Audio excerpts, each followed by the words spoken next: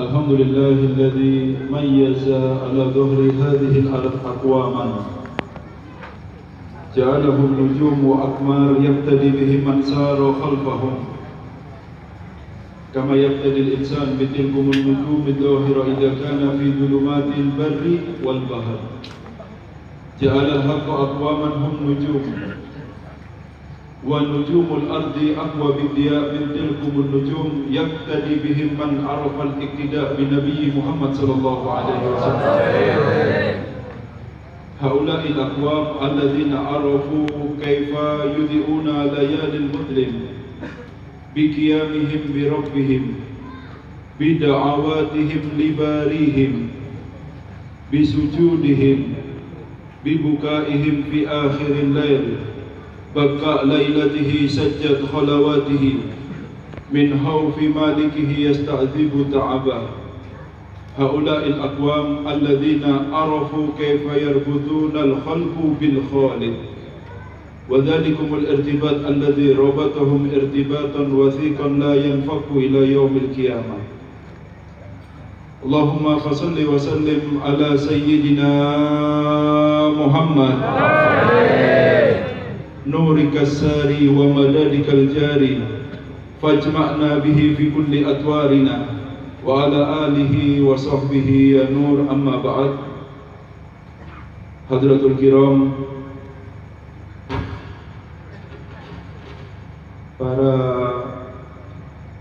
para habaib, para cucu-cucu Rasulullah sallallahu alaihi wasallam, wabil khusus kepada orang tua kami Al-Habib Abdul Qadir Jailani bin Ali Zainal Abidin Al-Muhdar wa akhihi Al-Habib Hadi bin Ali ibn Al-Habib Al-Ustaz Ali Zainal Abidin Al-Muhdar, Al-Habib Aidrus dan seluruh habaib yang hadir di tempat ini tanpa terkecuali, yang semuanya saya muliakan dan saya tatimi, para alim, para ulama, para kiai, para asatid, para guru-guru ngaji, para tokoh masyarakat baik yang sipil ataupun militer, hadirin hadirat, para pecinta Rasul sallallahu alaihi wasallam yang semoga selalu dimuliakan oleh Allah Subhanahu wa taala. Di dalam majlis yang seperti ini Allah mengguyurkan hujan rahmatnya kepada kita semuanya. Semoga semua yang hadir dan semua yang berniat hadir mendapatkan bagian dari rahmat ini, sehingga keberkahannya bisa tertular bagi keluarga kita yang kita tinggalkan untuk hadir dalam majlis ini, dan kepada tetangga-tetangga sekitar majlis dan orang-orang terdekat kita semuanya. Tetapi untuk menampung rahmat ini diperlukan hati yang sifatnya rendah. Datang ke majlis ini kita perlu mengakui bahwa kita adalah hamba yang penuh dengan dosa, sehingga semakin besar rasa pengakuan kita terhadap dosa-dosa kita. Dan salah satu niatan kita ketika hadir dalam majlis ini adalah semoga semua dosa itu diampuni oleh Allah Subhanahu wa taala. Maka kita akan semakin mendapatkan bagian rahmat dan ampunan yang besar, seperti apa yang dikatakan oleh Sahibul Burda, la'alla rahmata rabbi hina yaksimuha ta'ti ala hasabil isyani bil kisami. Ya, semakin besar dosa yang ada pada diri seorang hamba dia rasakan, maka akan semakin besar pula bagian rahmat yang dia dapatkan dalam majlis-majlis yang seperti ini. Oleh karena itu kita perlu menurunkan hati kita sejenak, ego dan rasa tinggi kita, melihat bahwa orang sekitar kita itu jauh lebih baik daripada kita. Karena walaupun sama-sama hujan, di Bogor hujan, di Jakarta hujan, Bogor hanya terkena hujannya, tetapi yang banjir selalu Jakarta. Begitulah perumpamaan orang yang mempunyai hati yang sifatnya rendah. Hati yang seperti inilah yang akan menampung rahasia dan rahmat-rahmatnya Allah Subhanahu wa taala. Walaupun sama-sama duduk di majlis seperti ini, sama-sama terkena hujan, tetapi mungkin hujannya hanya sekedar lewat, tetapi ada hati-hati yang menampung rahasia. Setiap duduk di majlis seperti ini, mereka lah orang-orang yang selalu bersifat rendah diri dan merasa bahwa orang-orang yang ada di sekitarnya jauh lebih mulia daripada dia semuanya. Terkadang pandangan ini perlu kita perbaiki. Kita harus tahu harga daripada orang-orang soleh yang hidup di sekitar kita, yang hidup ada bersama kita. Dahulu Al-Imam Umar bin Abdurrahman Al-Attas, ketika beliau berjalan bersama muridnya Syekh Ali bin Abdullah Al-Baros di kota Doan sana, berjalan bersama muridnya ketika melewati orang yang sedang duduk dan lain sebagainya, menyapa beliau, "Assalamualaikum." Dijawab dengan sapaan orang-orang Hadramut, "Ya hala, ya ahlan wa sahlan." Tanpa ada yang berdiri, tanpa ada yang musafahah, tidak tahu kadar Imam Umar bin Abdurrahman Al-Attas. Lalu muridnya Syekh Ali bin Abdullah Al-Baros berkata kepada gurunya, "Wahai Imam, orang-orang tidak tahu kadar engkau, sehingga mereka tidak ada yang berdiri untuk bersalaman atau menyambutmu semuanya." Tersenyum Al-Imam Umar bin Abdurrahman Al-Attas seraya berkata, "Seandainya mereka orang-orang ahli doa melihat saya seperti cara melihatmu kepada saya, lasaru auliya, niscaya mereka akan menjadi walinya Allah Subhanahu wa taala."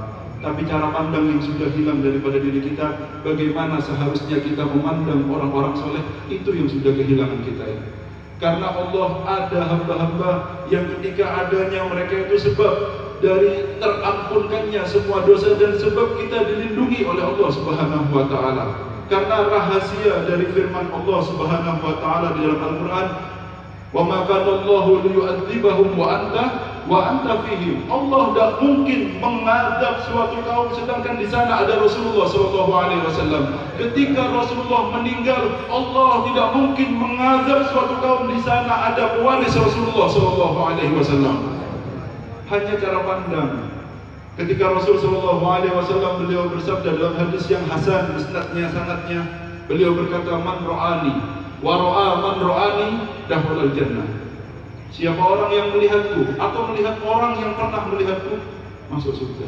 Tapi tidak semua orang melihat Rasulullah masuk surga. Abu Jahal dan orang-orang kafir Quraisy melihat Rasulullah, tapi dengan cara pandang yang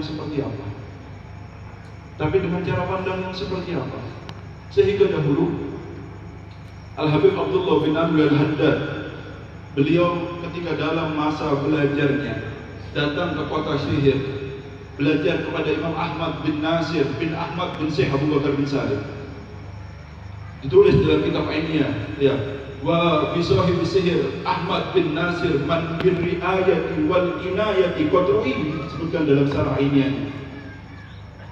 Ini guru yang sangat luar biasa yang dilihat oleh Habib Abdullah bin salah satu guru tarbiyah dan guru fatah yang sangat luar biasa takdirnya. Habib Abdullah duduk lama Habib Abdullah bin Haddad dengan Habib Ahmad bin Nasir bin Ahmad bin Syekh Abu Bakar bin Salim. Apa yang dilakukan oleh gurunya ini? Memanggil semua orang-orang yang ada di kota dan orang-orang yang di pedalaman dari gunung, turun semuanya, turun. Sebisa mungkin dia berusaha untuk mengumpulkan manusia sebanyak-banyaknya. Untuk apa? Supaya melihat Habib Abdullah bin Al-Haddad ketika masa kecilnya. Lihat sama Habib ini, yakin tidak yakin, duduk kumpul, lihat semuanya. Percaya bahwa ini adalah rahasia hadiah dari Allah kepada kita semuanya. Melihat Habib ini satu kali, yakin bahwa dia adalah waris Allah, cukup bagi kalian semua untuk kunci masuk ke dalam surga Allah Subhanahu wa taala. Tidak usah banyak-banyak. Tapi bagaimana cara pandang ini kita perbaiki sama orang-orang? Kasihan orang-orang yang hidup di zaman ini percaya hanya kepada orang yang sudah meninggal dunia. Diziarahi seakan-akan sudah wali seperti apa dia, karena tidak hidup pada masa hidupnya. Sehingga tidak ada keyakinannya kepada orang-orang yang masih hidup bersamanya. Karena apa? Karena basariahnya tertutup khususiyahnya. Tetapi kita orang-orang yang mempunyai prasangka baik harus melihat khususiyahnya tanpa melihat basariahnya. Tidak akan merugi orang yang mempunyai prasangka baik kepada orang-orang yang ada di sekitarnya. Oleh karena itu cerita yang sangat banyak sekali bisa kita ambil pelajaran baik dari hadis Nabi Muhammad SAW atau orang-orang yang hidup bersama kita semuanya. Contoh dari hadis Nabi Muhammad SAW, cerita biasa untuk dengarkan semuanya, tapi sedikit orang yang bisa mengambil dan mencerna apa makna hadis ini semuanya. Bani Israel, orang yang membunuh 99 orang, ketika bertanya dengan salah seorang rahib, apakah saya mungkin untuk diampuni? Tidak mungkin diampuni. Bunuh 99, dilengkapkan jadi 100. Kenapa? Sudah 100, tanya sama orang alim, apakah mungkin saya taubat? Iya bisa. Sana pindah ke kampung sana karena di sana ada orang-orang soleh yang beribadah kepada Allah. Jalan mujarrad hanya keinginan hati, ingin menjadi lebih baik dan berkumpul dengan orang-orang baik, belum bertemu dengan orang solehnya, belum bertemu dengan orang-orang yang baik yang ahli ibadah kepada Allah, hanya berkeinginan untuk berkumpul bersama mereka, mati di tengah jalannya sudah sebab untuk masuk ke dalam surga Allah Subhanahu wa taala. Duduk itu adalah hadiah dari Allah Subhanahu. Kita lihat orang-orang Bani Israel. Orang-orang Bani Israel yang terkenal dengan keras kepalanya, yang terkenal dengan kurang ajarnya dengan para nabinya, menentang setelah melihat tanda-tanda kebesaran Allah Subhanahu wa taala. Ketika mereka dikepung dengan Fir'aun dan bala pasukannya, mereka semua berkata seperti apa yang difirmankan dalam Al-Quran, inna lamudrakun, kita terkepung, tidak bisa lari kemana-mana. Nabi Allah Musa dengan ketenangannya dan keyakinannya kepada Allah Subhanahu wa taala berkata, "Kalla inna ma'iya rabbi sayahdin." Aku bersama Tuhanku akan memberikan petunjuk kepadaku. Belahlah lautan semuanya. Apa yang membuat Bani Israil selamat? Bukan karena kesolehan mereka, bukan karena ketakwaan mereka, tapi di antara mereka ada orang yang dicintai oleh Allah. Cukup dengan mendekati mereka dan berteman dengan mereka sudah syarat sebagai selamat dunia sampai akhir. Di dunia diselamatkan gara-gara kumpul dengan orang soleh. Di akhirat akan tampak keajaiban yang sangat luar biasa, pemandangan, tahu, fadilah dan manfaat duduk dengan orang-orang yang dimuliakan oleh Allah. Mereka bukan orang-orang yang soleh, mereka bukan orang-orang yang bertakwa, tapi dengan duduknya dengan Nabi Musa itu sudah merupakan syarat yang sangat cukup sekali untuk diselamatkan oleh Allah Subhanahu wa taala. Apalagi orang-orang yang penuh dengan keyakinan kepada orang-orang yang dimuliakan oleh Allah Subhanahu wa taala.